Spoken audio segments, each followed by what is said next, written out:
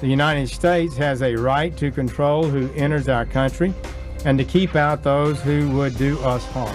The backdoor Muslim ban 2.0. It is the same old fear, hatred, and intolerance that we've seen from this administration since day one. The president, of course, tweeted afterwards in all caps, "See you in court." The president was essentially afraid to see us in court because he knew he would lose again. And with this order, President Trump is exercising his rightful authority to keep our people safe. Ooh, a tsunami of posturing. Well, after several weeks of delays, the Trump administration delivered a new executive order today, one that restricts arrivals from 6 Muslim-majority nations, not 7. This order is more limited than the one issued in January. It removes Iraq from the list, and it exempts those who already hold green cards or visas. Permanent residents of this country can come and go as always. Those restrictions have done nothing to stop a revival of the outrage that created the first order. Bill Frelick is the director of refugee rights at Human Rights Watch, which has already denounced the new order as no better than the old one. He joins us now. Bill, thanks for coming on. Thank you for having me. So here's what's different about the new order. Iraq is not on the list. And what's interesting to me is why they're not. And so the administration says, well, actually, the government of Iraq has changed its policies and is going to help us vet travelers from Iraq to the United States. And isn't that a good effect? And isn't the onus really on the other countries involved in this to do a better job? With respect to Iraq, there are a lot of other issues having to do but that's one of them. With waging the war there. Right. Yeah, I mean, I'm glad that Iraq's off the list, so I'm fine with that. But you acknowledge that they're off the list because they've addressed the basic concern of this, which is that people whose background we know nothing about might wind up here and they might be a threat to us. That's not a crazy concern. It's not a crazy concern, but the history of terrorism in the United States doesn't really connect to the 6 countries or the 7, including Iraq, that were on the list. And that's the point that was made again and again by the courts in saying the order, by the 10 senior terrorism and national security figures, two secretaries of state, Secretary of Homeland Security, head of the NSA, head of the CIA, that basically said, you know, we've seen up until 7 days before the first executive order, we've seen all of the intelligence here. There's no specific threat whatsoever, and there's nothing historically that shows a threat coming from these 6 countries. In fact, you know, the terrorist attacks that have come in the United States have come from completely different countries. So that's not entirely true, actually. But leaving that aside, I mean, 9/11 was Saudi Arabia. But that's kind of the point I'm making, actually. I mean, 9/11 had never happened before. Just because something hasn't happened before doesn't mean that it won't happen. A, B, there is actually quite a name every other country in the world. Well, there's quite a longitudinal study on this, and it's called Western Europe. And Western Europe has been on the receiving end of massive immigration from all of these countries. And terrorist attacks have overwhelmingly come from citizens of those Eastern European countries. Well, as in this case of the United States. Absolutely. The overwhelming Which is to say, of terrorist attacks in the United States have happened by U.S.-born and naturalized U.S. citizens. Oh, and naturalized, right. People from those countries. No, but Timothy McVeigh... Timothy McVeigh is one example. Okay, but there are Dylan Roof.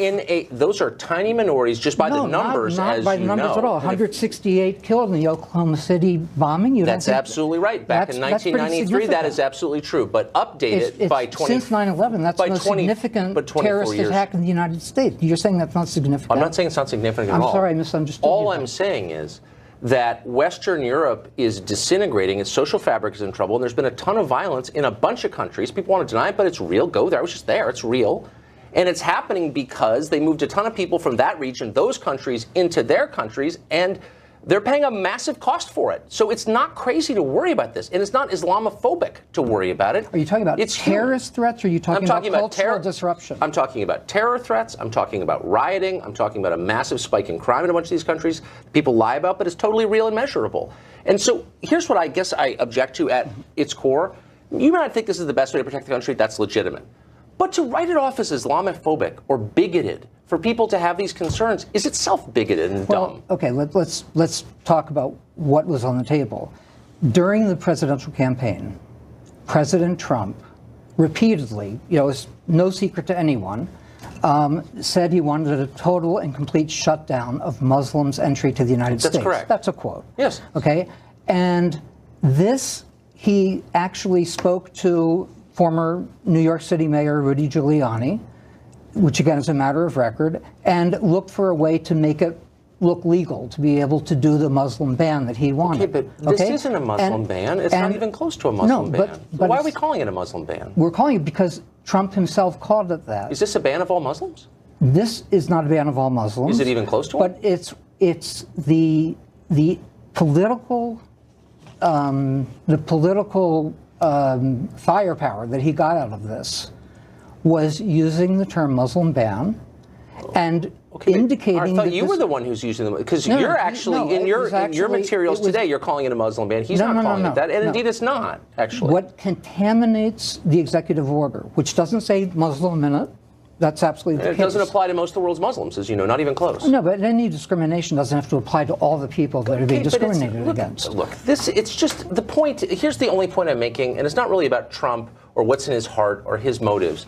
It's about the tens of millions of other Americans who support this, and the majority does support it. As you hold on, they're not supporting Islamophobia. Maybe they're looking around and saying, perhaps there's a connection between the people who live in these countries and these terrible acts, and that's not a crazy conclusion to reach, is it? I think it's a conclusion that's really not warranted in terms of, when you're looking at refugee admissions to the United States, for example, going back to the Refugee Act of 1980, that's brought about 3 million refugees to this country. Right. There's not a single refugee admitted to this country since the Refugee Act of 1980, the 3 million people, that has committed a fatal terrorist act against any American. Really? But how many have been arrested? That's a Cato Institute libertarian, as you know. Oh, a think tank said it. Okay, then it must be true. But I've lived here too long to be impressed by that. But let me just say this. You can't And name... it was also in the brief by the 10 So how many security... arrests of Somali refugees in Minnesota or their descendants have we seen in the past 5 years, as compared to... you're talking about past... You're cherry picking... Not cherry picking. There have been a ton of Somali refugees moved into Minnesota. A ton into Minnesota and Maine, and you've seen a massive spike in arrests for terror. I mean, I don't know. I don't think that's true. Well, of course it's true. How many arrests in Minnesota for terror were there 25 years ago? 0. How many are there now? Dozens. I mean, that's not an accident, is it? I don't think that's the case. Okay. I think it is. We're out of time, unfortunately. Email me. I'll send it to you. Thank you, Bill. All right.